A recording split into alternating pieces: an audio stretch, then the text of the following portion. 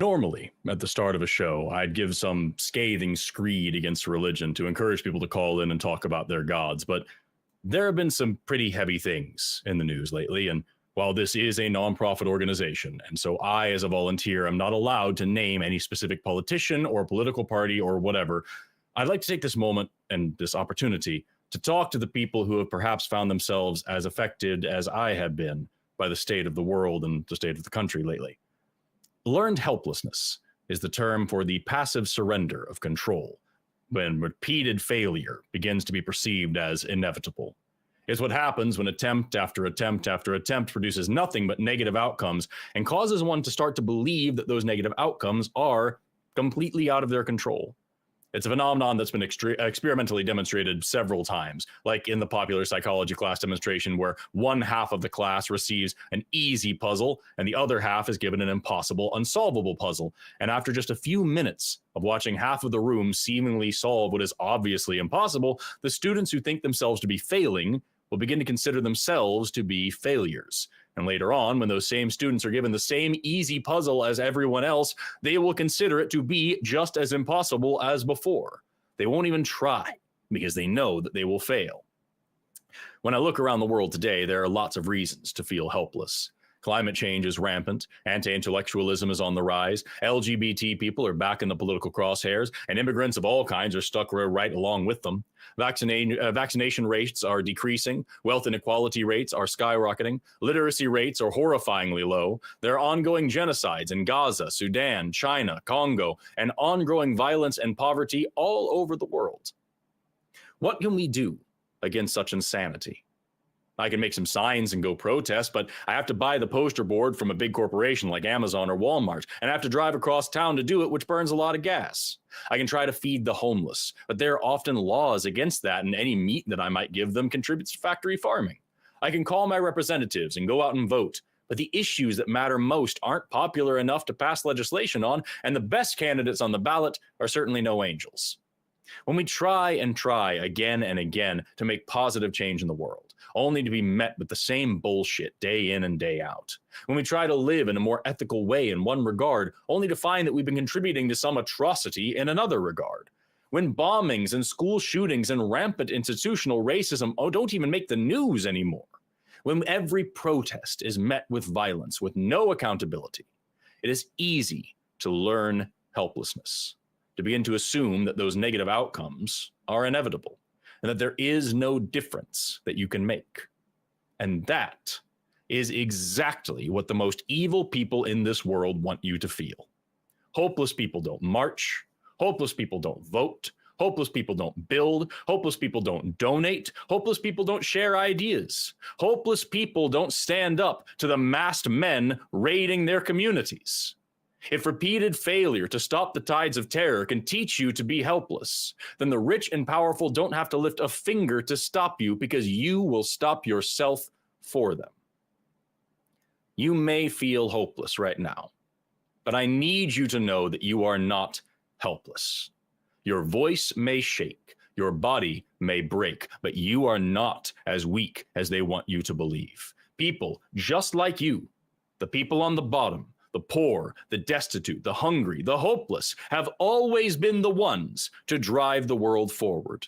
No one of us can save this whole world, but every one of us can make a difference, and those differences add up faster than you can imagine.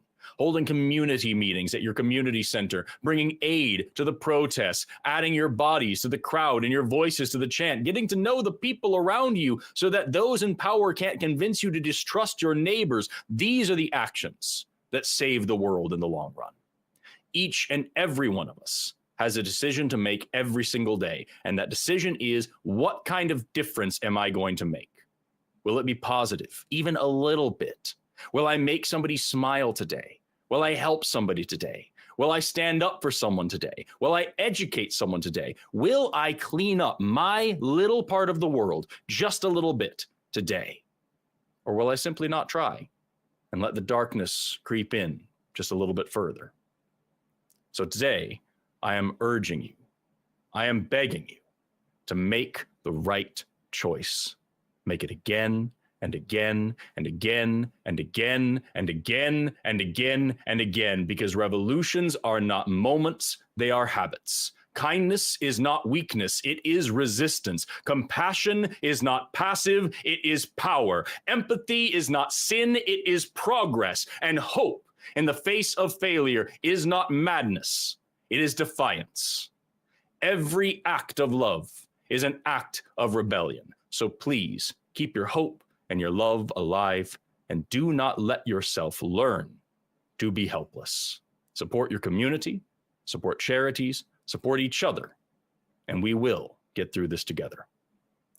But this is a call-in show about atheism. We're here to debate religion. So if you think that hope comes from the Bible or whatever, I guess call in, because the show starts right now.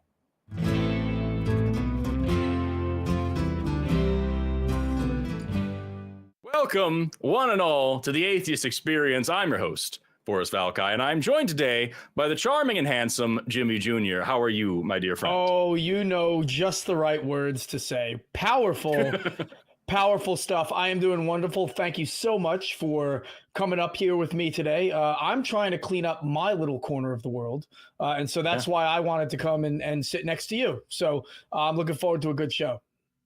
Yeah, me too. Me too. It's like little things like this, little organizations like this, little community events like this, shows like this. I can tell from experience that they help a lot of people and they change a lot of lives. I'm happy to be a part of this. I'm proud to be a supporter of this organization, a volunteer for this organization. And I hope that everybody out there watching is excited to be here too, and excited to participate in the show, either as a viewer or as a caller. If you believe in a god or gods, if you have a religion that you would like to tell us to convert to, if you have a reason to believe in the supernatural, or if you are, have some other issue with atheism as a general idea, if you think the Big Bang or evolution or whatever doesn't make sense, or if you're a science denier of other kinds, this is your chance to pick up the phone and call people who disagree with you and have an actual conversation. But before the show gets started, I do have to read this little thing, and it says, the Atheist Experience is a product of the Atheist Community of Austin, which is a 501c3 nonprofit organization dedicated to the promotion of atheism, critical thinking, secular humanism, and the separation of religion and government. Those are the things that you need to know before the show starts. With that, Jimmy Jr., like, how are you? Like, what's going on in your world? I'm doing well. I'm doing very well. Thank you for asking. You know, I am trying to make a positive impact. And I have actually challenged all 80 of my students to do a weight loss plan with me recently.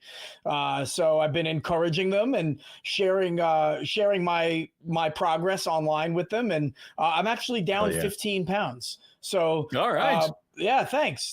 So it's been really good. My wife, who loves you, by the way, you guys have met before, just graduated nursing school. So yeah, thanks. So, man, we're good. You know, everything is great. How the hell are you doing? Busy as all crap, my dude. You know, working, just going through school and trying to balance homework and classes and call-in shows and TikTok and YouTube and every other freaking thing all the time. It's a nightmare. But it's all incredible. I couldn't imagine doing anything else. I am also trying to shed some pounds right now, because I've just been sitting around for so long, just stressing and working on one thing that I didn't even realize how non-active my body had been getting. And you're a doctoral student, right? Yeah. That's great. I think the last time I saw you, you hadn't started that program yet. How's that going? Yep.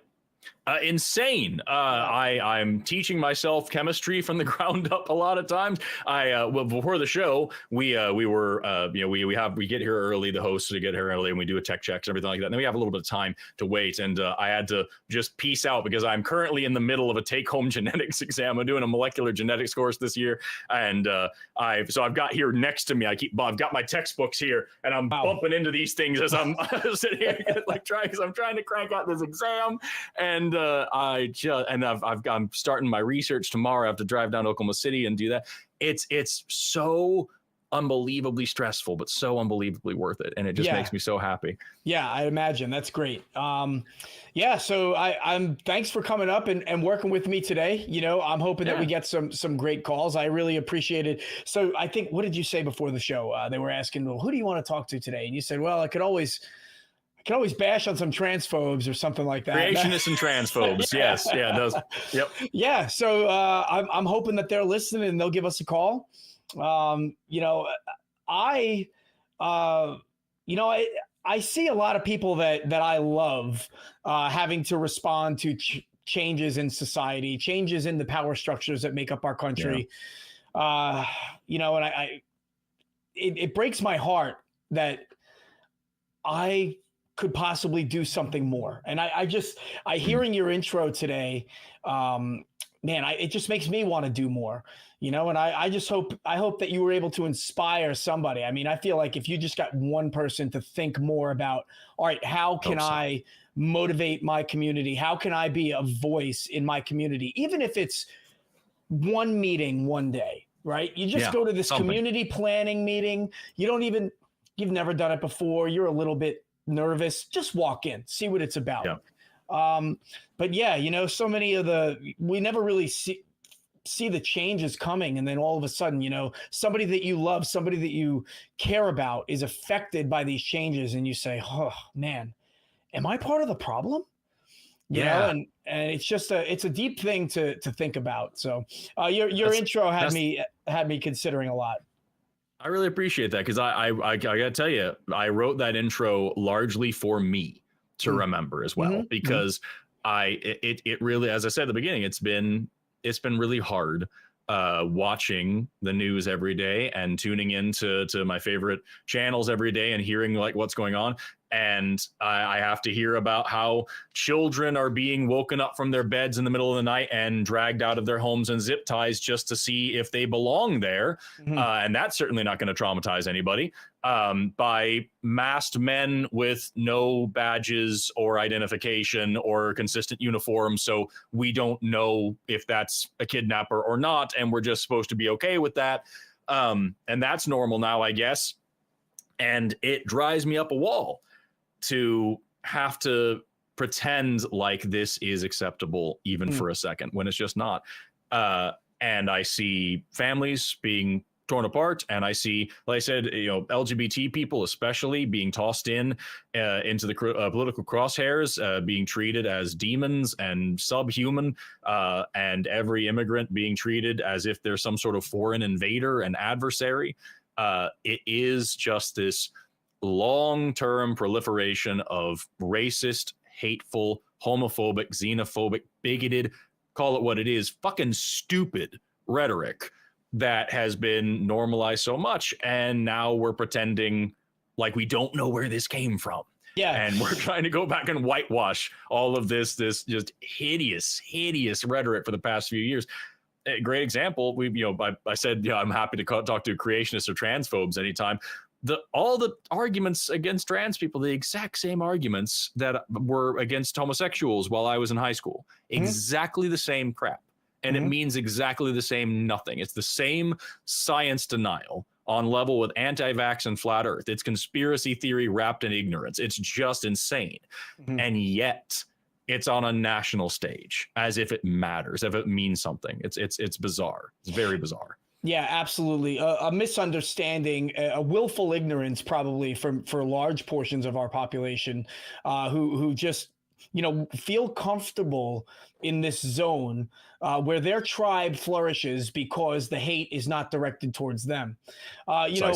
Being in the military for 16 years now, I've had some challenges. Okay, first of all, when I'm in my community in my uniform, people don't know how to take me. Many people like to assume who I am and what my thoughts are, what my positions are. And, maybe if I am party to the things that they don't like.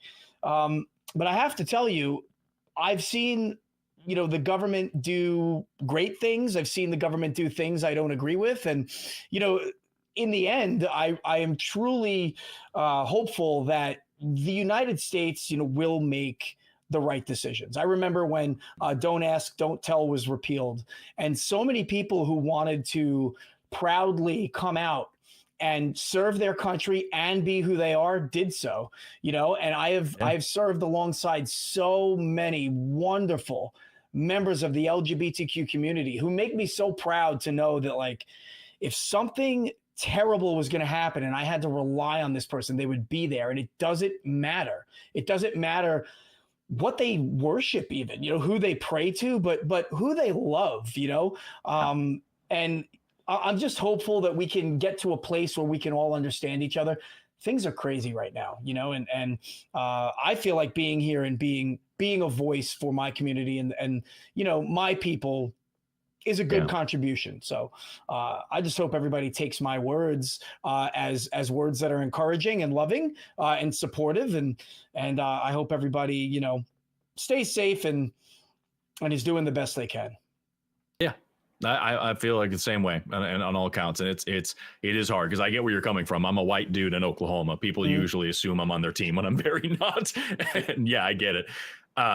I do also, while we're here, a couple of things I want to shout out. Number one, I've got the chat over here, and just anybody, if you're mad about pronouns, pick up the phone. Let's talk. If again, lines are open for theists and believers and whatnot. Anybody who disagrees with anything we're saying right now, let's talk. Number on the bottom of the screen there, 512-991-9242, or use the web link in the description. I also want to give a special shout out. I do scroll through the comment section sometimes on these videos, and I've noticed we have one super fan who comments multiple times on every single show, no matter who the hosts are, just bitching about pronouns. As some it's always the same template. It's something like, it's more than a little ironic that so and so says this thing about skepticism, but they have pronouns. If you see that person, holy crap, I want to talk to that person. Have that person call in. I would love to have a conversation with that person just to talk about what language is. But it doesn't have to be just that. We do get plenty of comments on all of our shows whenever people are grumpy that we're woke or that we're defending LGBT people, as if that's a new thing for this community.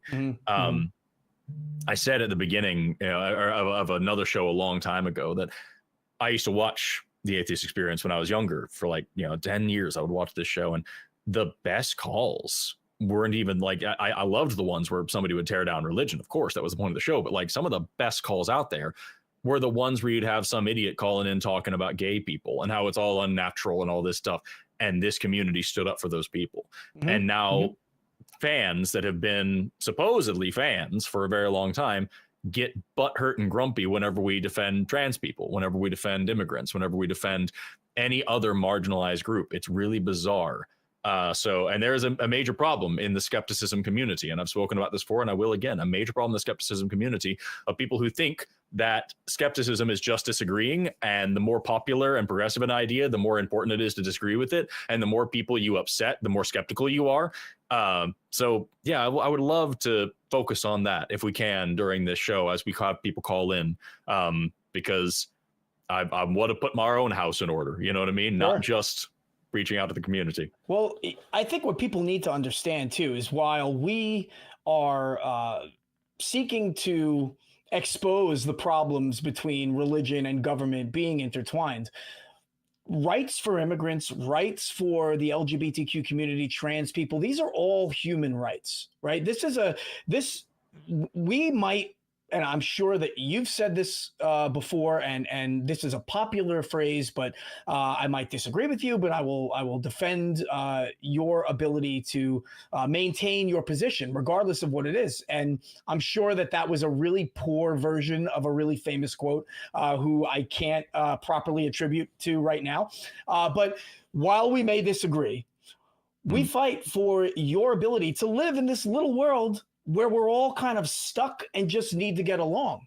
And we, in standing up to the religious power structures that aim to keep people down, to keep people oppressed, speaking up against everybody to have the same rights, regardless of who you are, that is very much in line with our mission as atheists. So for somebody to be an atheist, but not question the very negative impact that the tribal thought, the very kind of right-wing perspectives or positions that organized religion takes, it just kind of baffles me. I mean, you really need to consider what it is that you actually stand for. If you're okay with standing up against the oppression from the religious powers that be, well, then you should be up for defending everybody's rights to have, the right to life and liberty and all those other wonderful things.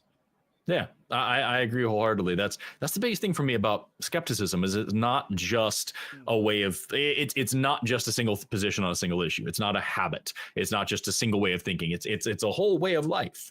If you are being skeptical, if you are actually engaging in skeptical thinking, if you are looking at the world around you and thinking critically, I don't understand how it's possible to accept the world the way that it is, and certainly not to try to make it worse. But that's just me. Also, by the way, while we're here, bells and whistles, get your kazoos out. We survived another rapture, y'all.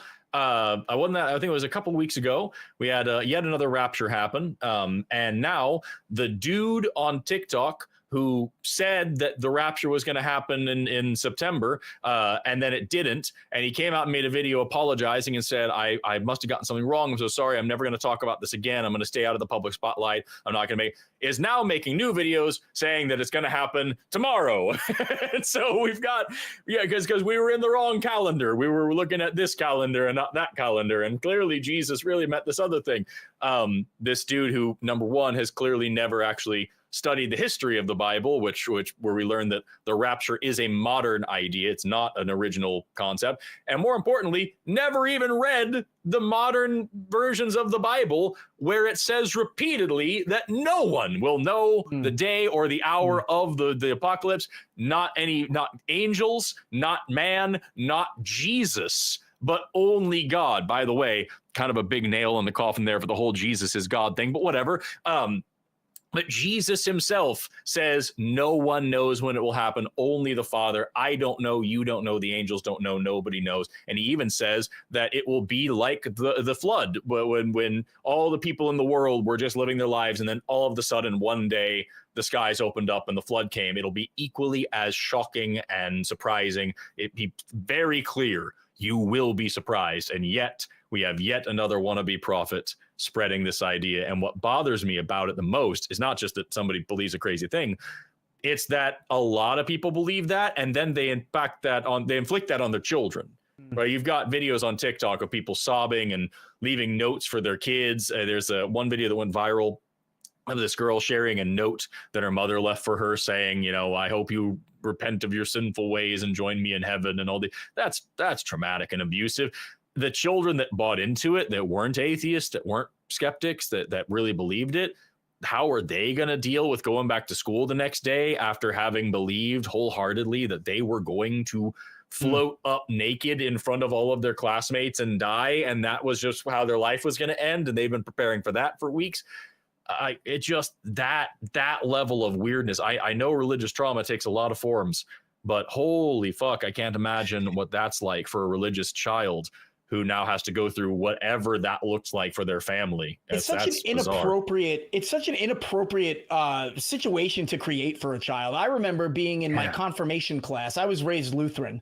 I'm in my confirmation class. I was only about 12 or 13. It was 8th grade. For us, we do things a little later because, we're smarter and we can make our own choices. But I really had no choice to be there.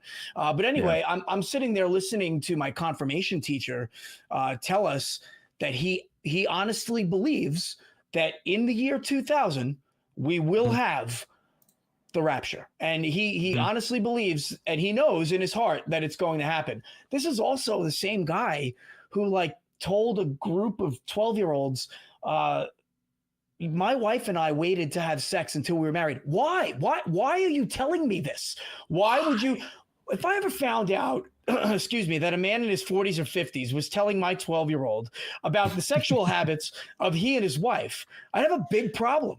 Big problem. But hey, this is church. This is religion, right? They're allowed to do that. We don't need to worry about that. These are good people that just pervert their power and their opportunity and just poison kids' minds with this garbage. To do that to a child is awful. And let me just slow down before I go nuts, okay? No, please do not slow down. I agree entirely, and I want to hear more. Yeah, so I mean, growing up in my religion, so we were the cultural Christian family, right? So we did like the church every hour a week, and we got the free coffee. And I'm sure my dad was sitting in the pews, being like, "Damn, the Giants are coming on in an hour. I got to get home," and there was not a whole lot of religion in our house, but when we were in church, let me tell you, that basement got real weird, right? They separate the kids from the parents like they always do. And they stick you in the dark basement and they tell you all kinds of weird shit. Like, all gay people go to hell. And, if somebody runs into an abortion clinic and blows it up or shoots it up, it's probably the will of God, because God works in mysterious ways. All Jews go to hell and deserve to, because even though they were originally God's chosen people, then they chose to not accept Jesus. And these are human beings. These are people's lives. You're telling children to hate other people and rejoice in their death and rejoice in their torture. And that is a dangerous, dangerous society to create. I think people who realize the folly of all this kind of, if you're a good human being, should step up. You have a responsibility to maybe voice your objection to it. Somebody's got, we got to normalize objecting to hateful, hurtful religious doctrine, especially that which is thrust upon our kids. And so I agree entirely.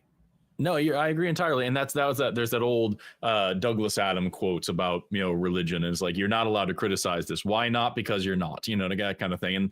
And that really is, when I was raised, I was always taught, you just don't talk about politics and you just don't talk about religion. That's just not something to discuss. And what did that generate? Did that generate a society of very polite people that are like all really well oriented? No, it generated a society of people who don't know how to talk about these things and don't think it's possible to bring these things up without massively offending somebody and criticizing somebody. Again, I love turning the gun back on ourselves and saying, listen, even in our community, there's a lot of people who don't understand the difference between criticizing a religion and criticizing a religious belief and criticizing a religious practice and criticizing all religious people or everybody in this religion or whatever.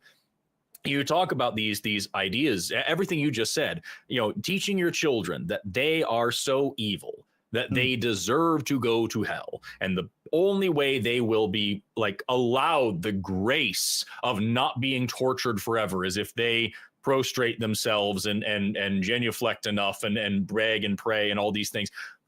That's child abuse. And imagine if you're a Christian watching this, imagine teaching your children that the boogeyman is real and that there really is a monster under their bed and it is going to eat them unless they eat their vegetables. That would be an abusive thing to do. Of course, the monster isn't real, but you are making them think that it is. And if you step that up further and said, and you frickin' deserve it too, because you're so awful of a child and you won't eat your damn vegetables, well, now you're being emotionally abusive as well. And that is precisely what the hell story is.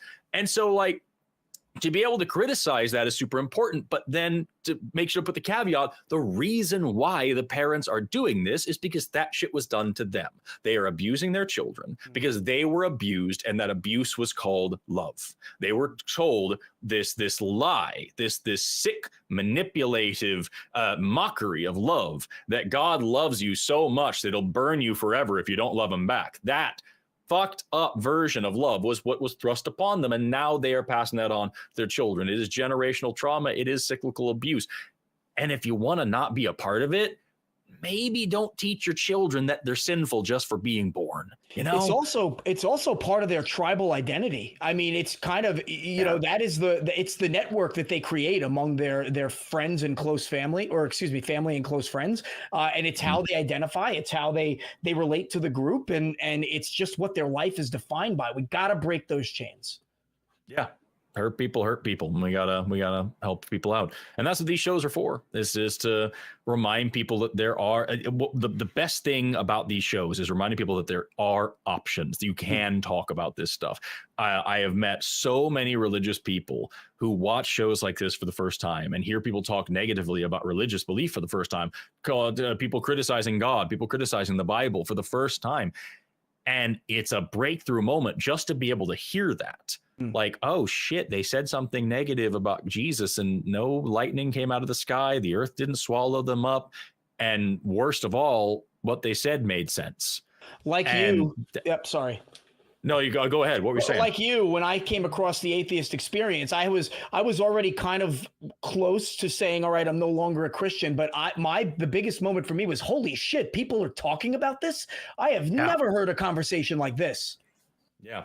That's and it's not like that's I was never there, but like I have seen so many people who have been there, and like that's why why Hitchens and everybody was so effective. Like, yeah, he was a bit of an asshole sometimes, but at the end of the day, what he was doing, that shock and awe, was really, really effective at shaking people out of their funk, out of the set place that they were in, where they are not allowed to question these things, not allowed to think outside of this box. People who are very used to dogmatic thinking don't know how to think non-dogmatically. And this is what I get all the time when I talk about evolution. People will call in all the time. We'll say, well, Darwin did this and Darwin said that. Like, okay, I don't worship Darwin. Now what? And we have to have this argument about like, okay, what is evidence and why does it matter? And it's a lot of the same thing. We talk about religion. And I'll say, listen, the God of the Bible, first of all, I don't think is real. But even if he is real, certainly isn't deserving of any kind of worship. The God of the Bible is an evil son of a bitch. And I would never worship him even if he was alive. And then the next question is, okay, well, then you worship Satan. Nope. Not worshiping is an option. And I need you to understand that it is possible. If you're asking this question of like, well, if you don't worship God, then who are you worshiping? It's like saying, okay, well, if this isn't your master, then whose slave are you? I'm not a fucking slave, and I don't want to be. I don't know. It just that bothers the shit out of me when we. I'm not saying I don't love it. Like it's an important part of the job, and I'm happy about it. But it blows my mind that a lot of the time these conversations have to circulate around how is it possible to question God? How is it possible to not believe in this rather than just, do you believe it or not? That's a scary state of the world. Yeah. Education is important. I am a huge proponent of, and like you said, I think the most important thing that you can kind of draw from having a good education system and access to good resources is the ability for the person delivering the message to, like you said, turn the gun back on ourselves. In the line of work that you're in, peer review is very important, right? We are constantly looking to tear down our own arguments. As a former military intelligence analyst, I would have to present courses of action to generals and commanders. But before I did that, I spent a week trying to find every single freaking hole that I could to tear it down and make sure that it was solid.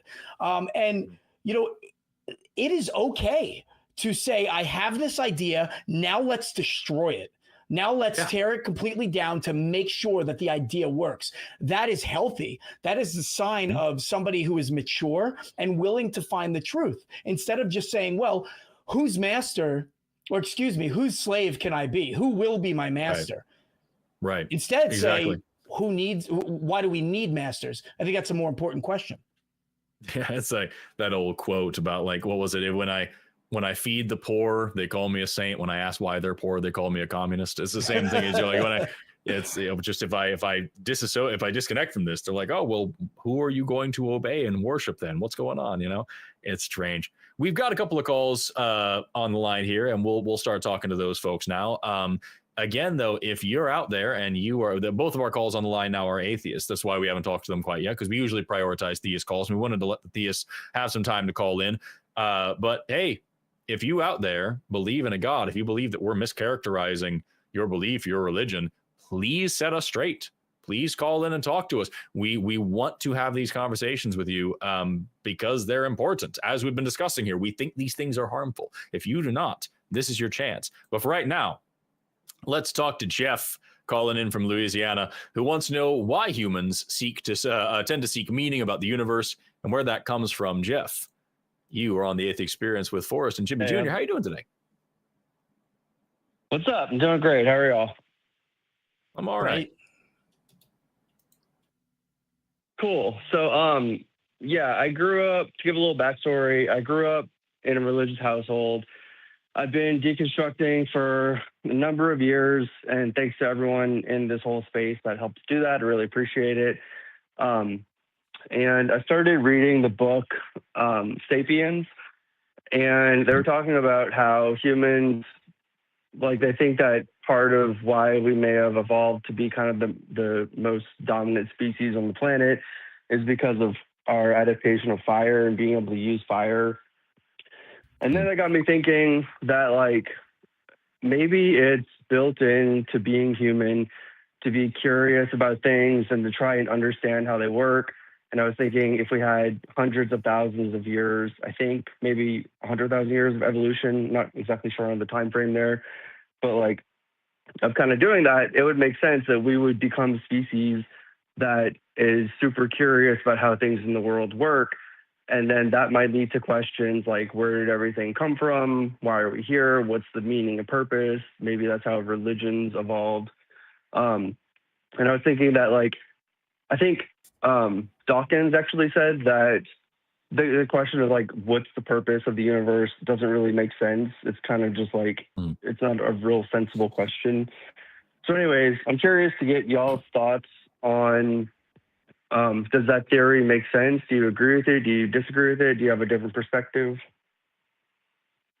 No, Jimmy, do you got to go first? Sure, I can do that. Well, you put me on the spot here a little bit, Jeff, because I'm here with an evolutionary biologist who's studying his PhD, and you want me to talk about, you want me to talk about the evolution of human beings, but I will give it my best one and let Forrest tear it down. So, first of all, Sapiens, I did read Sapiens. I thought it was a very well-written book, a lot of good concepts in there that I found helpful to understanding some things.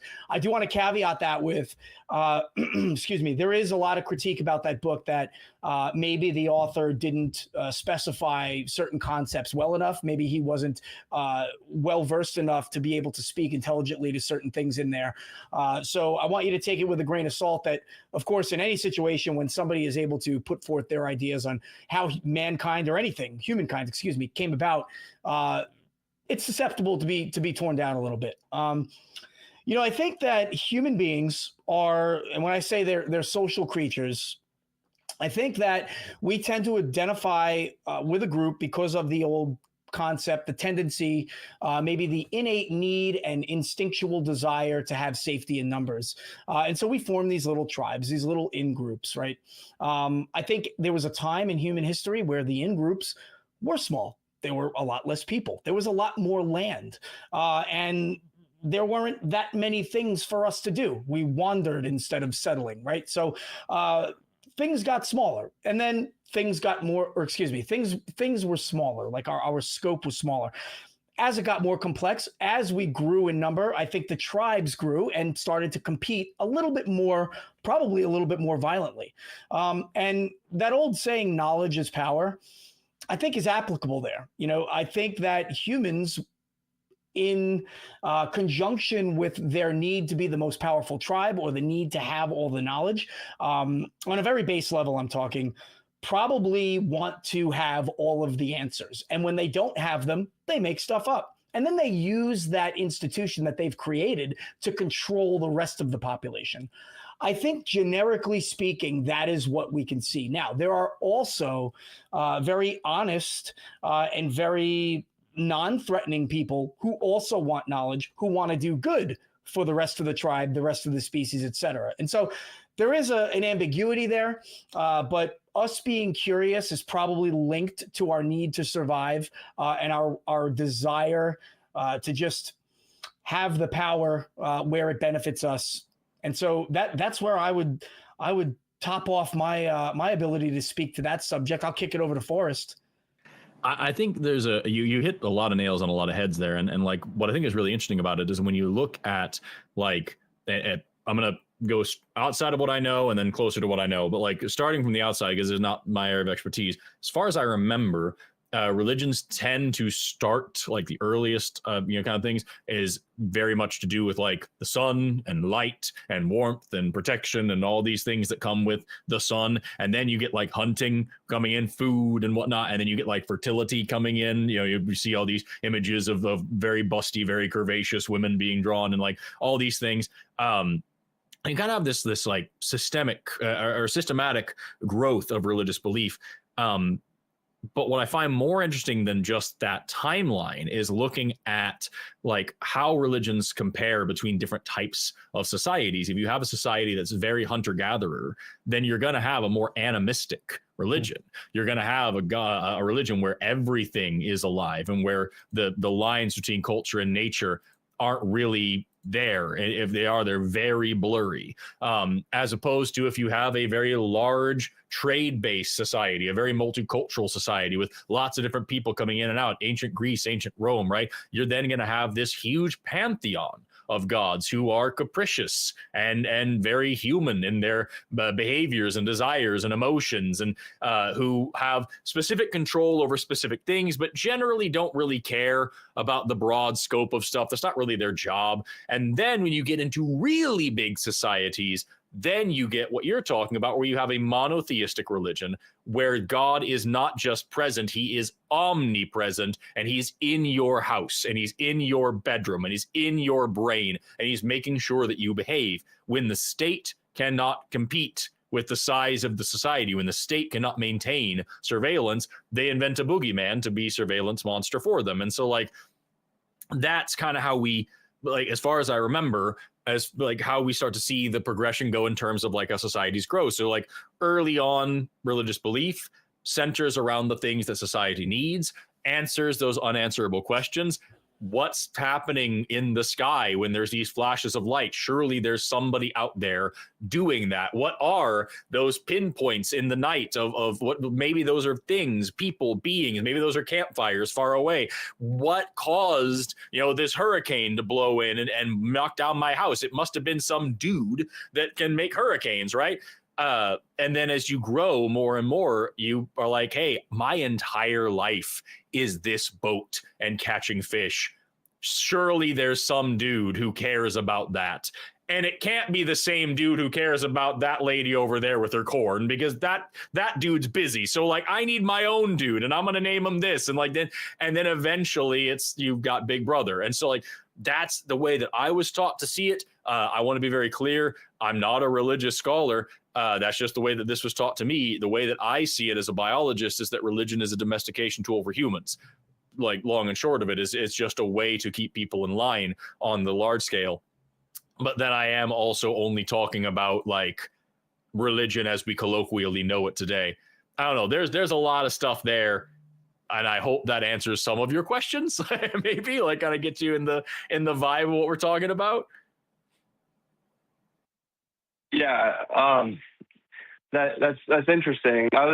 I appreciate what y'all said. I was kind of thinking more along the lines of like not just specifically religions, but also meaning as well. Like one thing I struggle with a lot is trying to find a meaning or purpose in my life. And then when I was reading *Sapiens*, I mean, who knows? Like it could have just been the neurons that happened to fire the right way and made me feel a certain state. But like, it made sense at the time. It was like, oh yeah, I evolved from these ancestors that are seeking meaning in things. And like, that's why I would be. That's why you would be, and then he exploded. Are you there? Jeff, can you hear us? Well, I'll start to answer the question you were asking, just to be clear. I guess as far as meaning is concerned, I think we're just very curious creatures. And where does lightning come from and where do hurricanes come from are just as interesting questions as where do I come from, and more importantly, why? And when you are very early on in your life, either as an individual or as a society or as a species, you're very early on, you don't have a lot of critical thinking faculties, and you don't really know how logic works. And so you do this whole post hoc ergo propter hoc thing where you're like, all right, I prayed this way and then the sun came out. That must have, this must have worked, right? And maybe there are other associations that we don't know. I met one guy really quick that a little while ago that I don't have any evidence for this. I'm not saying this is true, but I thought it was a really funny thing that he was talking about. He said, when you're starting a fire, you have to get down on your hands and knees and blow at it. And that looks a lot like praying. And maybe that was like a thing that and I thought that was a really clever way of thinking about it. Again, not saying that's true at all. No evidence for that whatsoever. It's just interesting to think about, like, earlier on, when we're talking about where these folks got their ideas, ask a child why they believe in fairies whenever their toys disappear, why they believe in a boogeyman under the bed, why they believe in anything else, because they don't have those critical thinking faculties. And it took a little while for humans to develop those things as a whole, for us to learn not just what to think, but how to think, for us to develop philosophy and logic and science and all this stuff that went back and answered the old questions that we were able to answer with dogma and faith and assumptions. It's often said that religion was our first attempt at science, and because it was our first, it was our worst. So we answered those big questions. Where do tornadoes come from? Why are we here? Where does the sun go at night? We answered all of those questions. They weren't good answers, but they were answers because we're curious things. And when it came to meaning, they were the same answers. Why am I here? Why did something bad happen to me? Why did I meet my wife? Why did I have no children? Why did my house catch fire? Why did I find my coin on the ground? Because some guy wanted it to happen, was the answer all the time. Because you've been good. Because I prayed properly. Because I sacrificed properly. Because whatever. We found reasons to justify these things and to find meaning for ourselves. And now we're at a point where we're lucky enough to go back and deconstruct from those things and find real meanings and real answers.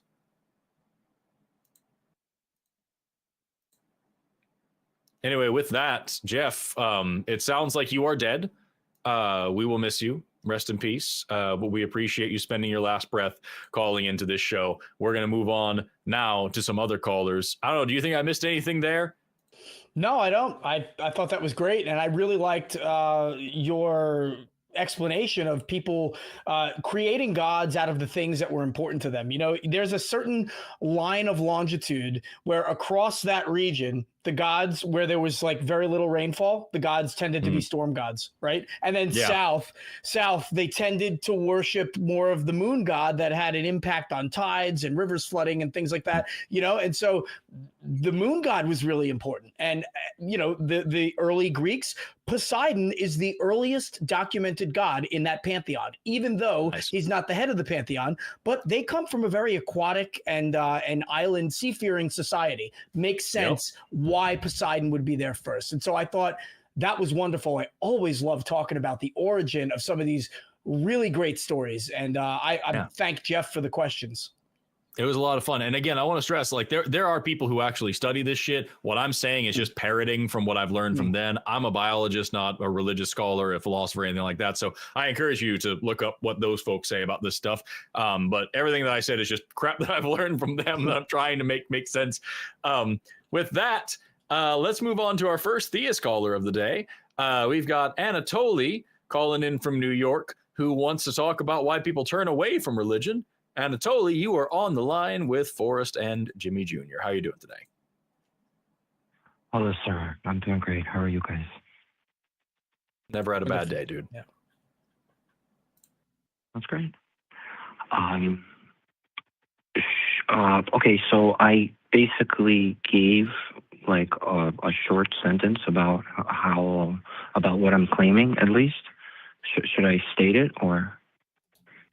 By all means, yeah. Tell us what you're calling about. Okay, so basically it goes on something along the lines of this, is that most people turn away from religious teachings because they don't know what they're turning away from. Okay. What do you mean by that? They don't know what they're turning away from. They have a different definition for what they feel certain things in the Bible are, right? And then they don't agree when somebody tells them that that's the definition of something, right? That's what's written in the Bible. They don't agree to that, but yet that's what it says in the Bible. So I don't understand how they could say that that's not the definition of it. It sounds like you're giving me like how I see. It sounds like you're giving me some really like broad statements here, and I'm trying to figure out like what the actual specific is. Because like in my experience, people turn away from religion when they realize that there's no good reason to believe in this God, and that the God isn't worth worshiping in the first place. And the deconstruction that I see most often is that people go out looking for reasons to believe in this God, and they can't find any, and they find lots of reasons not to, so they stop. And then they kind of have like a pantheistic vibe where it's like, well, there's some spiritual thing going on here. Everything's God, everything's connected, whatever.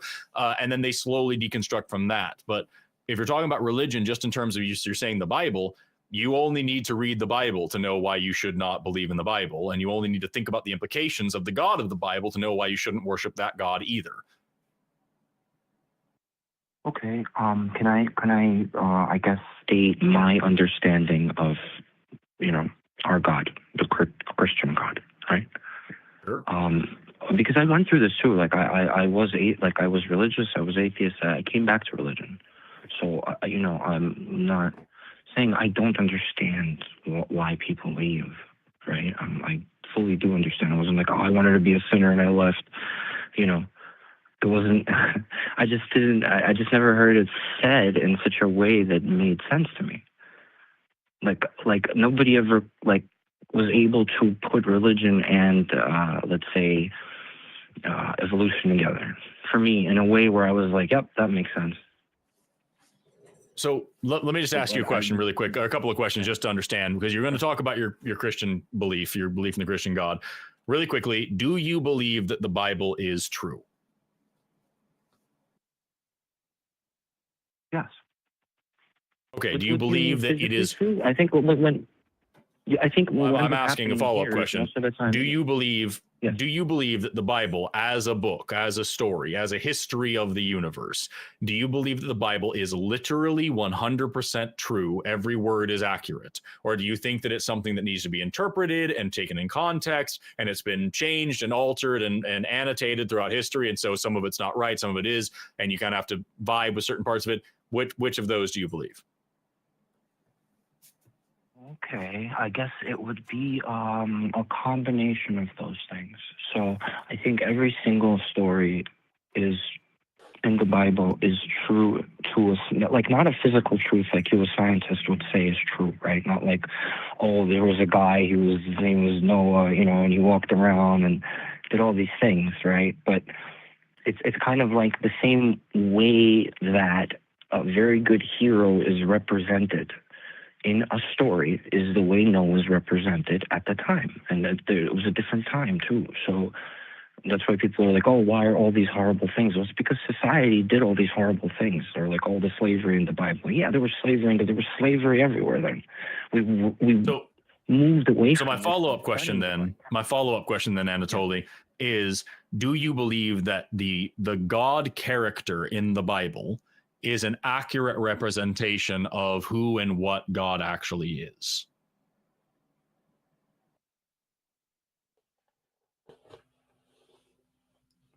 Physical world that we live in, like I think when I spoke to somebody earlier, it was probably one of the people on the team, they said physics, right? They were like, physics, what I'm saying. And I was like, I don't disagree with that. I guess, yeah, it would be physics. It's the physical world everywhere. So physics. So Anatoly, that was on Talk Heathen. You called in to Talk Heathen today, and you said that God was a mixture of sociology and physics, if I'm not mistaken. You were talking to Kelly and Thinker. Well, no, they corrected me and said physics, so I'm saying physics, and I was like, sure, I agree. I didn't say physics. They said that that's what I'm saying, and I was like, all right, it's not far away enough from me to disagree to that. Yeah, it's physics. What? Not far away enough for me. How does that? Not far away from. How does that answer the question that I asked? The physical world. What I said, my idea of God the Father is the physical world, right, with social structure on top of it. That's how it's described, and that's how it literally is described in the Torah, in this case. What I asked you, I'm going to just repeat my question. Do you think that the God character in the Bible is an accurate representation of what God actually is? Yeah. And who God actually is? Harsh. Okay. Harsh. Yeah, it's a harsh reality that we live in.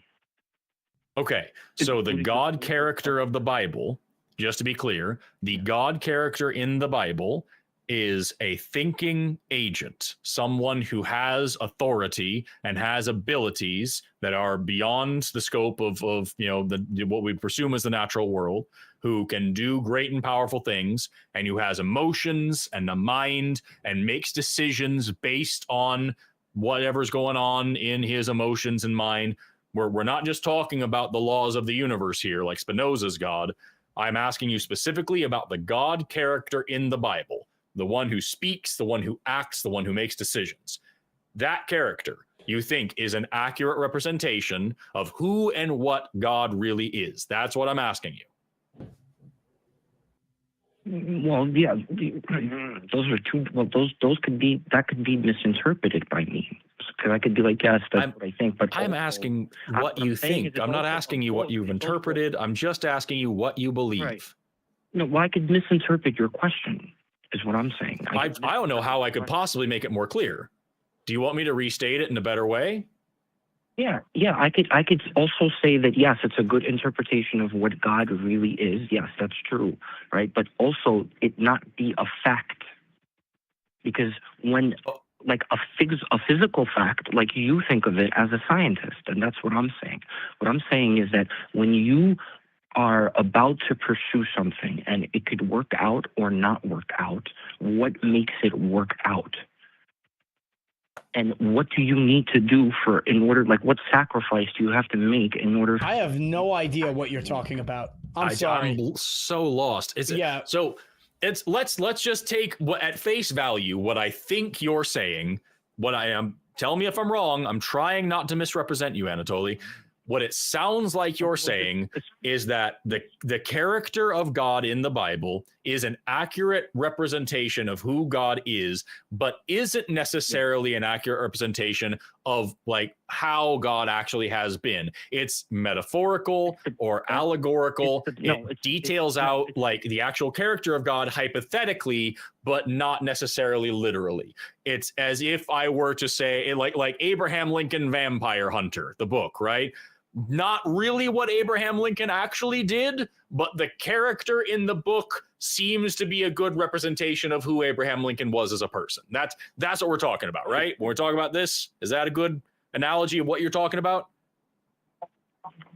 In a way, sort of, but not completely true. Fuck. Okay. Okay, so where I will agree, will agree, it's that what you're saying is, basically what you're saying is that since it's not a perfect representation, right, then it can't be really God, because it's you. But I agree. That's not what I'm saying. Representation. That's not what I'm saying at all. Can you actually just really quick, Anatoly, can you please just repeat the question that I have been asking you back to me? Yes, is the God in the Bible actually the real God? I guess a physical God, a real person, you're asking. Is there no. Okay, no, that is not what I'm asking you at all. Okay. So I'm going to try again, and I'm going to ask you the same question again, and I'm going to try to phrase it in a way that maybe we can get across here. So if I have a book, like a historical fiction book, if I have a book about Theodore Roosevelt. Can you say what you said earlier? Wait, can you read? Because I said it 4 times and you clearly didn't get it. So I'm just going to give you a different way of saying the exact same thing. So if I have a book of historical fiction that talks about Theodore Roosevelt going to the moon, right? If the character in the book of Theodore Roosevelt acts the way that Theodore Roosevelt actually would have acted in that situation, then I can say this is a good representation of Theodore Roosevelt as a person. Not necessarily do I agree that he actually went to the fucking moon, right? That's what I think you are driving at. Yes. That's what I think you're driving at with God, is that the character of God in the Bible, the way God is described, the actions that God takes, the decisions God makes, those all sound like things that God would actually do. They are right up the alley of who God actually is as a person. That doesn't necessarily mean that he actually ever did those things. Is that what you are saying? Yes. Okay. So then, So Jewish person, if back in the time of, like, okay. then we can say exactly the same thing that I would be saying. You brought up slavery a minute ago.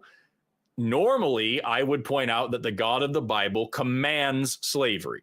In the Bible, God explains not just that slavery is allowed, he gives instructions on how to do it.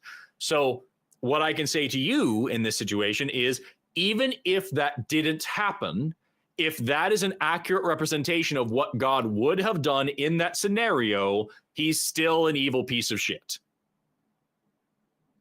Well, the thing is that you got to understand it from the perspective of a person living at the time, right? So at the time, We're not. Slavery existed, right? We're not, because Slavery again, exists now. So yeah, slavery exists now, and it's still wrong. At the time, Anatoly, at the time, slavery was wrong.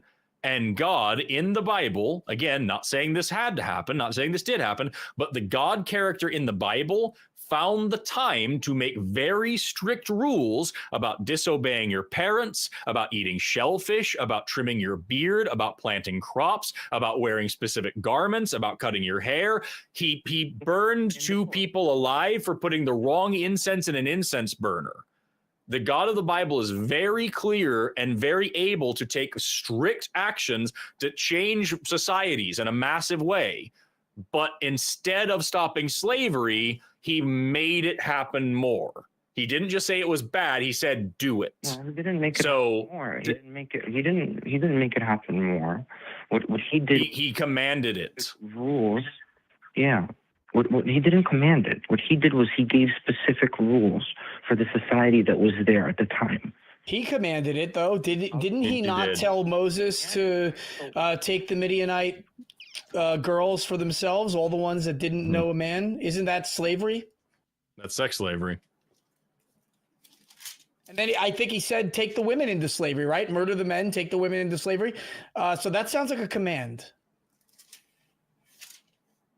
It might have been a command for that particular story, right? Yeah. Okay, so then what you just said is that God did not command it. With me that Now you say God commanded it, maybe for that story. What I'm saying, I can literally read this part of your slaves, your male slaves and your female slaves, which you shall have, not may, shall have, is what my version says.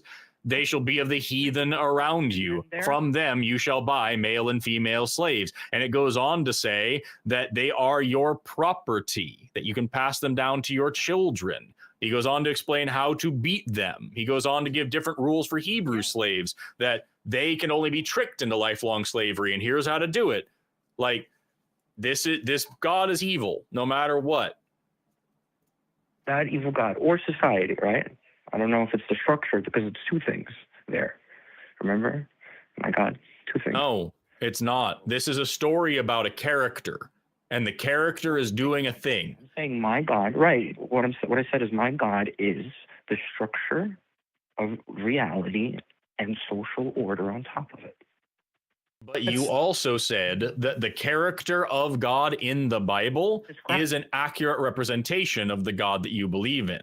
So if you're saying that your God is just the structure of society, then that isn't an active thinking agent that makes decisions and has control over the world. That's just an evolutionary process involving flawed humans. And that's a totally different thing than what you said a minute ago. No, it's not. I said the same thing. I'm saying is God is both of those things, and in that society there was slavery at the time, and the story didn't end there, right? That's it. That's not the last thing it said, right? It wasn't like, this is how you own slaves at the end. When did Where God in the fix Bible? that? It was like, Yeah. Right, that was about to my question. Yes. Yeah, like where does Jesus give the command to end slavery? So, I'm sorry? Where does Jesus give the command to end slavery? God or Jesus, whoever, right? The gods that you worship. You said the story doesn't end there. It goes on. So where then does it end? Where does God fix that problem and say no more slavery? Well, he says lots of things inside the book that eventually led to us ending slavery. No, that's not true. Yes. By the end of the book, there is still slavery. And then the book was used to justify slavery for long after that. Yeah, I know. But, right. What I'm saying is that it was also the beginning of our moral social structure. Right? No, it was not. Our moral social structure. Well, yes, it was. No, it was not. It was. You're saying, no, I'm sorry, Anatoly. The Bible was absolutely not the beginning of moral social structure. I find it absolutely ridiculous that you think that human beings lived for hundreds of thousands of years and then suddenly 2,000 years ago, somewhere in Palestine, some guy got crucified and now we all have morals. Like that. That's simply not reasonable. Well, I have a question, Anatoly. So let's take a look at the Bible a little bit deeper. So, do you believe that the 10 Commandments were a moral structure? Yeah, absolutely. Yeah. All right. Well, they came before Exodus, right? They came before the part where God says, there shall be no or there shall be slavery. So, I mean, that right there. Well, they came in Exodus, but I mean that story comes prior to the Exodus 21, the slavery. So I mean, right there, the verses I was reading was even Leviticus as well. Okay, well there you go. So multiple spots where God is commanding slavery. Never once says that there shouldn't be slavery, but even then, there are baselines for the development of human morality, going back even to the beginning of Genesis, where they eat from the tree of knowledge, right? And so now they know the difference between right and wrong, and they are like God, etc. That even by your logic shows that morality didn't just wait until the end, until Jesus was crucified or whatever it is you're talking about. The thing I have a problem with, though, the thing I'm really hung up on is that you said that the Bible is the truth when you first called in. And then you said the Bible is merely an accurate representation of God, but not entirely. Which one is it? And how can it be both? And to caveat on that as well, or to add on that, you saying, well, God is the God of the Bible, but also social structure. You're casting such a wide net that nothing that we say can be an answer. We're always going to be wrong because you'll have some way of reinterpreting it. Why don't you just, forgive me, grow the balls to have an answer, have a definitive answer, and just tell us what it is you believe. And let's give up all of this, these hoops and hurdles that we have to jump over and through. It's not a hoop or at all. What I said was that was the old Jewish God. There's different gods in the Bible. Would you agree with that if you read it? In fact, the first stories are two separate stories of two different cultures that came together. I'm pretty sure they're read completely differently.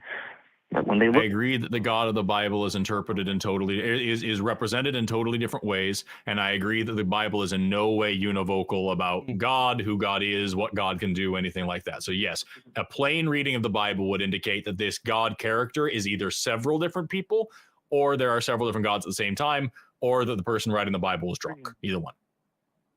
There's three axioms that we have. We learned three things that our ancestors gave to us, right? And that's that there's social structure. There's social structure, then there's the structure of reality, then there's the truth inside of it, right? Saying it out loud is Jesus, right? That would be Jesus. The truth is Jesus. Jesus is the truth, right? So the truth is important because it's Jesus. Saying it out loud is important because that's godly, right? And then there's the Holy Spirit, and the Holy Spirit is the thing inside of you that can learn. It's a piece that inside of you that can die so that you're born anew. And that's learning. That's like if half my character, if half my life, right, I'm like a terrible drug addict or an alcoholic. I'm an alcoholic. What do they say? Just admit you have a problem. And I have to let go of that part of my character, but it's half my life. You think that's going to be easy? I don't think anything that you just said actually aligns with any kind of moral system or common sense. Talk to a priest and he'll tell you exactly the same thing. We don't want to talk to a priest. I've spent They enough won't. time talking to clergy. I've been told all kinds of weird and hateful shit. If you were listening to the beginning of the show, some of the things that I've been told by religious leaders as a child, some of the hate that I was raised with, and which was justified by the Bible, you would understand why there's no way that I would ever go to a priest or a pastor or a clergy member of any kind and get any kind of wisdom. Because the problem with your book, right, is that, and I understand that it's a compilation of different books, but the Bible in general is that the supernatural claims are not corroborated with any other source. So a pastor or a priest or a clergy member being an expert in the claims about God, right, is only an expert in what the Bible says and not anything else that can corroborate it. So they really have no expertise. It's kind of an oxymoron to be a biblical expert if you use it as a justification for supernatural claims. To be a biblical expert and to use it as a way to talk about culture of the ancient Near East or talk about the formation of Western society is a little bit different. What you're saying, these claims, well, I don't even know if I should say what you're saying because I don't really know what you're saying. Because what is that, right? Yeah, you're jumping all over the place and you're not giving us anything definitive. And we're just kind of, like I said, we're always going to be wrong because you're always going to have some explanation. Instead of giving us a definition that is concrete and then admitting when it gets torn down. You are trying to avoid that at every turn and at all costs, and instead are rambling all over the map. And I just don't know how to take you. I don't know. It is genuinely. I give you three. It's for my God. It's genuinely bizarre, Anatoly, because like I've asked you, like at the beginning of this call, I had to ask you the same, really, I think, basic question, like 5 or 6 different times in 2 or 3 different ways, just to get a halfway coherent answer out of you. And by the way, I don't know if the audience can hear it, but I can hear it almost every single time we start answering one of your questions or address some of you say, you keep talking for most of the time that we are talking. I hear it every time, which it tells me why you're not understanding half of the shit we're saying. And when you do give an answer, it's never direct. It's never what we're actually asking of you. It's some weird roundabout thing. I said a second ago that I think it's ridiculous to say that all us humans evolved in Africa 200,000 years ago and needed to wait 198,000 years for some blood sacrifice to be able to be moral. And then you gave me this weird runaround of like, well, there's these things that we're taught about the Bible. And number one is Jesus. And you have to have this because it's Jesus. And like, and I can hear you talking right now. That's why you're not hearing it. I can hear you in the background still fucking talking to yourself. Answer one thing. Well, I'm trying to explain to you that what you're saying doesn't make any sense. I just want a straight answer to a straight question. Like, let me ask you this. Do you agree that morality, that morals, that ethics, all these things are an evolved trait? Do you agree with that? Yes, absolutely. Why? Okay, great. So then we don't need some fucking desert war god to sacrifice himself to himself to teach us how to be moral. Do we have to understand morality to be moral? We are evolved with it. We are evolved with morality. So we are born with morality, and then as we integrate into society, as our society grows, we reason it out and develop more better moral systems. And so everybody's morality is based on that evolutionary framework coupled with their intuitions based on their society, what their cultural norms teach them. I would just say that I don't think we're born with morality. I think it took a very long time to digest it and understand it and write about it.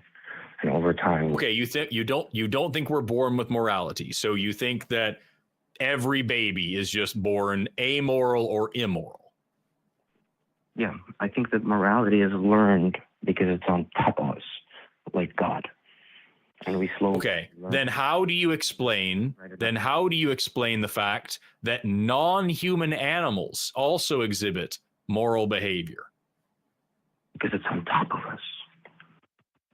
What does that mean? System we live in. It's a system we live in. I would say it's God, but you would be like, no. It's What system do dogs live under that is somehow God that causes them to make moral decisions? Or rats, or monkeys, or any of the other animals that we have seen proto-morality in? Generally speaking, the more that they do it as a society, the better they become. They work together and they start to... Are you aware? That's not what I asked you. What, That's not an answer to the question I asked you. Did you? I wonder if he heard your opening. Because there is a whole lot of shit happening out there in the world and in the societies that we live under, and people are being genocided, destroyed.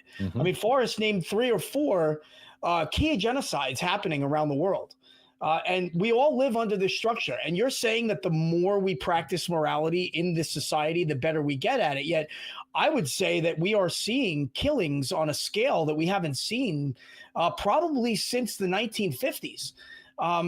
And so that's alarming to me that you think your God is in charge of a system where morality is the result. Why would he be so concerned with a dog, let's say, pulling another dog out of a river to prevent it from drowning and give that as evidence instead of stopping a major genocide? Why is the society that is your God choosing that option over the other? What I'm saying is, I guess that's free will. I don't know if he could just show us that there would be no free will if you just knew what was right all the time and you were actually born with morality. I would say you have no free will because you're just programmed to, like, you're like a AI robot. So just to be clear, when mice and rats exhibit proto-morality in laboratory settings, we can say that that's God. But when genocide happens in Gaza, in Ukraine, in Sudan, in Congo, in China, now that's just free will. I said no. When that happens in a lab setting, right, that's them understanding, right, that there's something there that if they act this way, things will be good. And that... What are you, the mice or the scientists? Yes, the mice. So you think, so the mice, right? What do you think? You're telling me that the mice are able to comprehend that if they save their cage mate from a painful situation, that eventually down the line, mouse society will improve in some way? Not the way that you do, if that's what you're asking. But yes, to an extent. And meanwhile, the humans who are currently committing genocide, they don't understand that. No, they don't. No, they don't. Okay. Because they have free will. So what's the difference then? What's the difference between if someone is born without morals and someone and like what is the thing that makes someone understand that here are the moral actions I need to take in order to not be a genocidal maniac? What exactly is that? I mean, that's a very complicated question. The problem with genocidal maniacs is what they do is they fall in love with a theory, right? And it makes perfect sense to them. And even though it doesn't fit on reality, right? They gerrymander reality into their theory. That's like... So now, the South. if that's the case, if the only difference between an immoral or an amoral, if an amoral baby can grow up to be the most, helpful, wonderful person in the world, or can turn into the most evil, vile son of a bitch in the world, right? And it's totally about what theories they subscribe to and all this stuff. Please explain how the insular cortex works and why it's there. Do I have to explain that in order to say what? I mean, I could find out. You want me to find out? I can tell you. The insular cortex is a part of your brain which, among other things, handles moral thinking. It combines. When you think of nasty, rotten, disgusting food and it makes you feel sick to your stomach, it is the exact same part of your brain that does that also makes you sick to your stomach when you see horrible, rotten, nasty behavior. The reason why we say this rapist, this pedophile, this murderer, this whatever, this person turns my stomach, this person leaves a bad taste in my mouth, whatever, is because it's the same part of your brain that does both. So was one of the reasons why we say morality is an evolved thing. The same part of your brain that handles visceral disgust handles moral disgust. This is something that evolution has done over the course of a long ass period of time, and it's clearly a conserved trait that we see around a lot of mammals. So I'm asking you, why do you have a dedicated part of your brain that without you trying is able to handle moral thinking, without a societal norm behind it, is able to understand injustice and undue harm and harm to children and all this other shit? This part of your brain that you are just born with, why is that there and how does it work if the only difference between Hitler and Ray Charles is how they were raised and what theories they subscribe to? You know that Hitler found Jews disgusting. Are you going to answer a single fucking question on this phone call? Like, what are you doing, dude? What I'm saying is that's not the part of your brain that's responsible for morality, because Hitler found Jews disgusting. You don't kill something that way that you actually fear. You fear like a... Yeah, we're going to talk. That's how dehumanization works. It also isn't an answer to my question. It is. You said that that's the part of your brain that's responsible for morality. I'm telling you it's not, because that part of the brain was overstimulated in Hitler when he saw a Jew. So where is the morality? What you're describing is how dehumanization works. Because this is the same part of the brain that handles disgust and all visceral and moral disgust, you can learn about this shit. That's how, when we dehumanize people and we used dehumanizing language like calling people cockroaches, vermin, rats, subhumans, whatever, when we use that kind of language that often precedes genocide, the same part of your brain lights up when you see this person, and yes, you are disgusted by them. This part of your brain can be hijacked to make you into an evil person while thinking that you're doing something good. That I'm trying to just get you. Do you need me to fucking give you the answer that I'm going for to make it easier? No, I told you my answer. I disagree with you. I would say that's the immoral part of your brain. All right. Okay, cool. Neuroscience is wrong. Great. I was trying to actually play to what you were saying and give you a reason to make this make half of sense, but like, clearly we're not going to do that. It's not true. What I'm saying is if the part of the brain that lit up in Hitler was the part of your brain you call the moral part of the brain and it was overstimulated, it's not the moral part of the brain. It's not what I said. I didn't say it was the moral part of your brain. I said it was a part of the brain that is in part, among other things, handles some moral thinking. Okay, cool. Awesome. All right.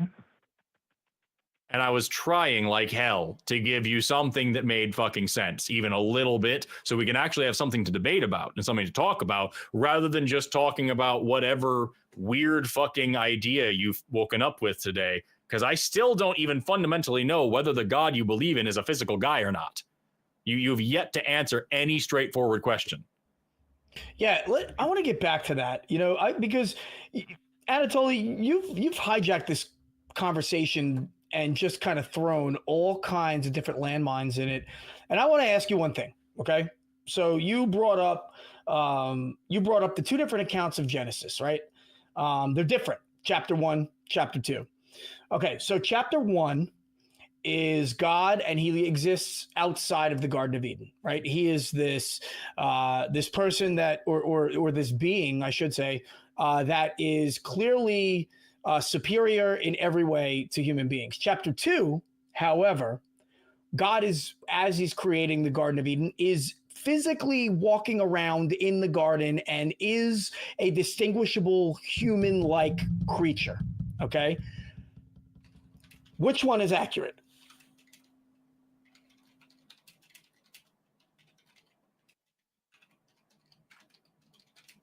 Heard what people say about what this means, but if you would like, I could explain it. It actually, I just want you to answer like he literally. What do you think it means when he asked you a question? Do you think he didn't want you to explain the answer? Okay, so you want me to explain what walking with God means, right? Because No, I don't want you to Oh my explain God. what walking with God means. What Dude. again? I'm going to ask you again, Anatoly. What question did Jimmy Jr. just ask you? What question were you asked? Just repeat it back. Okay, he asked me a really long question. If I were to ask you a question that has fucking 30 words in it. It wasn't long, and you are accusing us of not reading the Bible. What are you talking about? Engage your critical faculties here. Take the information that was given to you and summarize it in your own words. Tell me what question he asked you. He basically said that there's two different gods. There's a God that's outside of reality, and then there's a God that's walking in the garden. Do I believe that they're the same God, I think? Right? Nope. Once again, nope. He asked you, which one do you think is real? Because they cannot be both. Why can't I think both of them? Why? Then you should justify that. Reality can't. If he said which one is real, you could have said both, and here's why. But you didn't. You made up another question. Question earlier. And you are still talking while I'm explaining it to you. I already answered this. What I'm saying is I don't believe in an actual place that's called fucking heaven, right? That we were all walking in. I believe that we evolved. No one asked you about heaven. First time I've heard that word today. You were saying that was working with. You said there's two different gods in the Bible, and he was walking in heaven, right? With God. It's not what I said. Listen. All right. Chapter 1, Genesis. God is creating life from outside of the Garden of Eden. Chapter 2, Genesis. God is creating life while he is walking around inside the Garden of Eden. Which account is accurate? What are you asking me? If you're outside of something, can you walk into it, or what's the question? Anatoly, we are at the end of the show. You fundamentally lack the ability to hear someone and interpret what they are saying and answer a fucking question. It's genuinely remarkable that someone can say something to you simply, plainly, and directly, and you will make up another thing that you think they said and then answer that. It's fucking wild.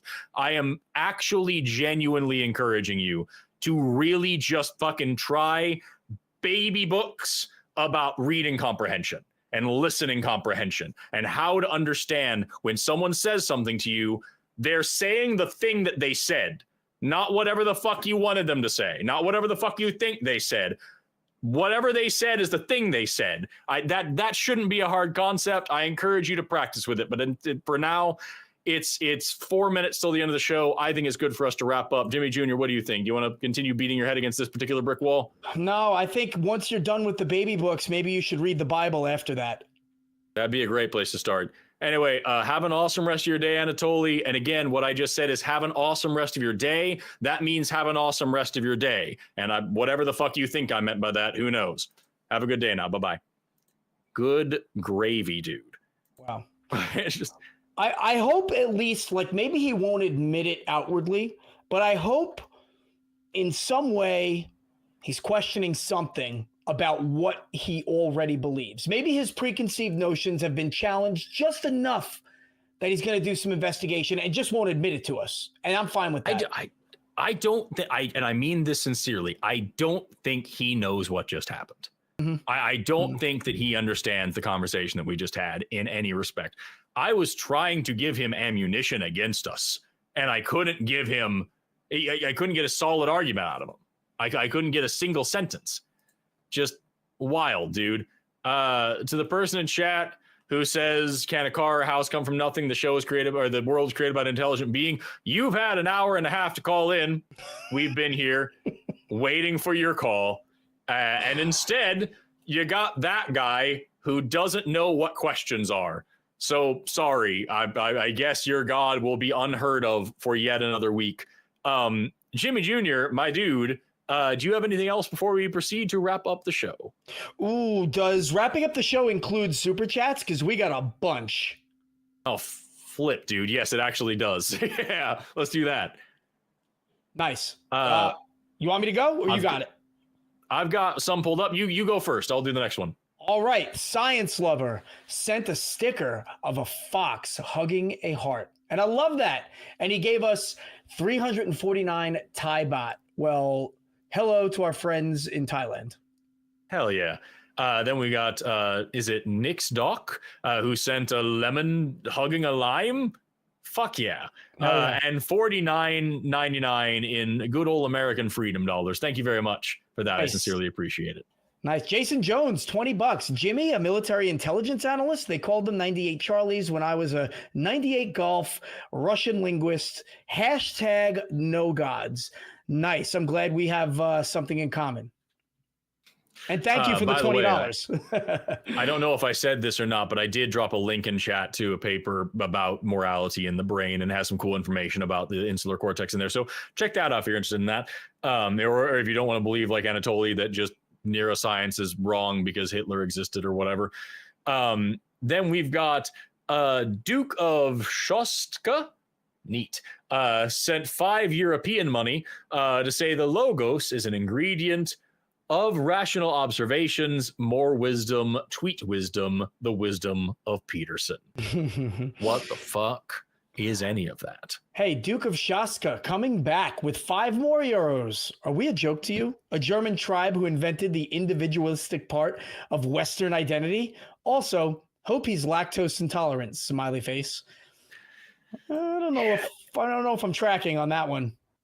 I think he's talking about like he's talking about how society evolves and develops this morality and all this stuff, and that's all God. And here's this one Germanic tribe that he's referencing.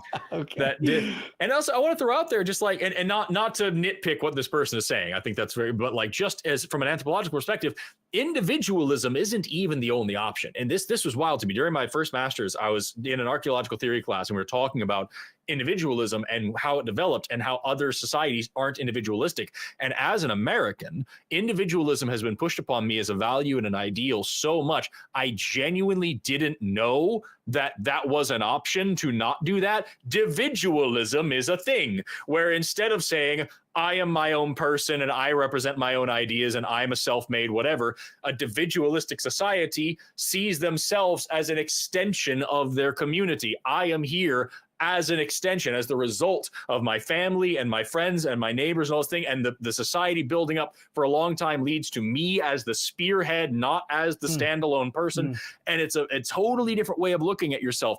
And I would argue that kind of thinking in some ways is a lot better and more moral. And so like, even what like the framework that Anatoly was coming at this with, I think was just very fucking narrow-minded and ethnocentric, but I can only try to extrapolate from the fucking nonsense he was saying. I don't even know if that's accurate because I still don't know what the fuck he believed, and I don't think he did either. It was weird. First time I've ever heard that God is society that is on top of us. It would be tough for and anybody. Also on top of mice. And all other mammals, right? I mean, I don't know what. Let's not. Unless you do genocide. Roger Wenzel sent $10. Thank you, Forrest, for your introductory remarks. Thank you for listening to them. Nice. Jason Jones again, another $1.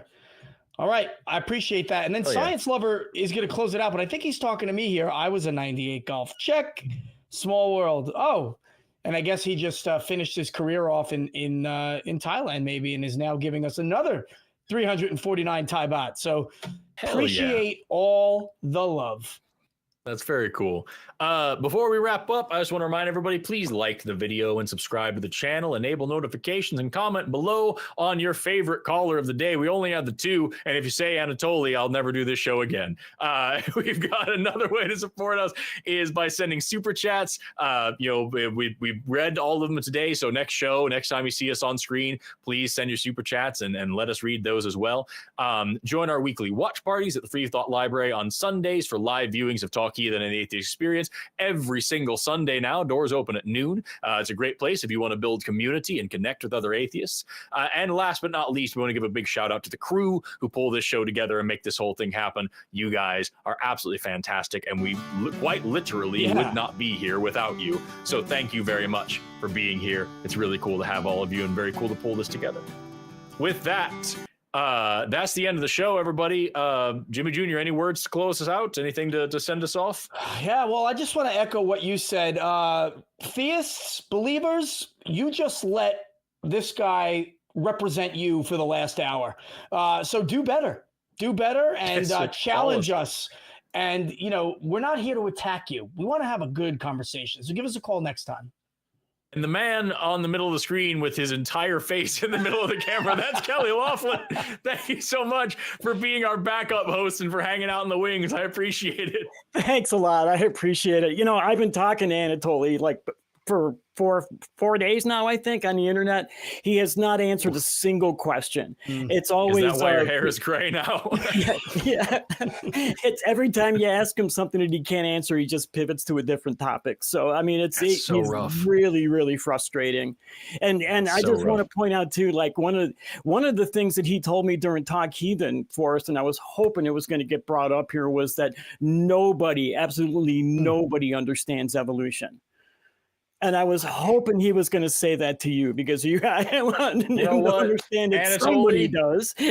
Anatoly, call back in next time I'm hosting and just define the word evolution for me. It'll be a lot of fun. He also told me that the Torah was the first book of the Bible. So that goes to show you what he knows about the Bible. Naturally. Yes. Yeah. And Jimmy, can you do me a favor? Can you tell your wife I said congratulations? Oh, hell yeah. Thank you. She's going to love hearing from you. Yeah. And Forrest, yes. If I was you, I'd be sitting right there. Truth. Very truth. Yeah.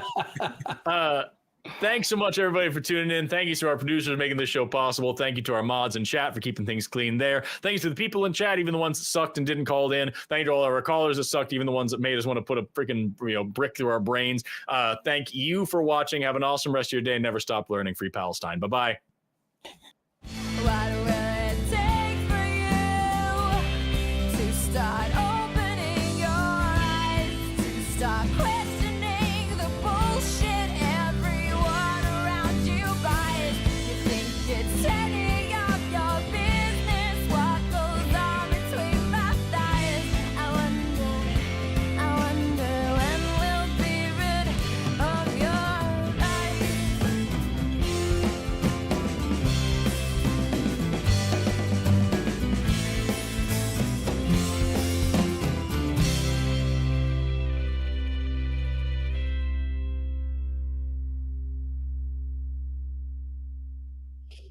Watch Talk Heathen live Sundays at 1 p.m. Central. Visit tiny.cc/YTTH and call into the show at 512-991-9242 or connect to the show online at tiny.cc/callth.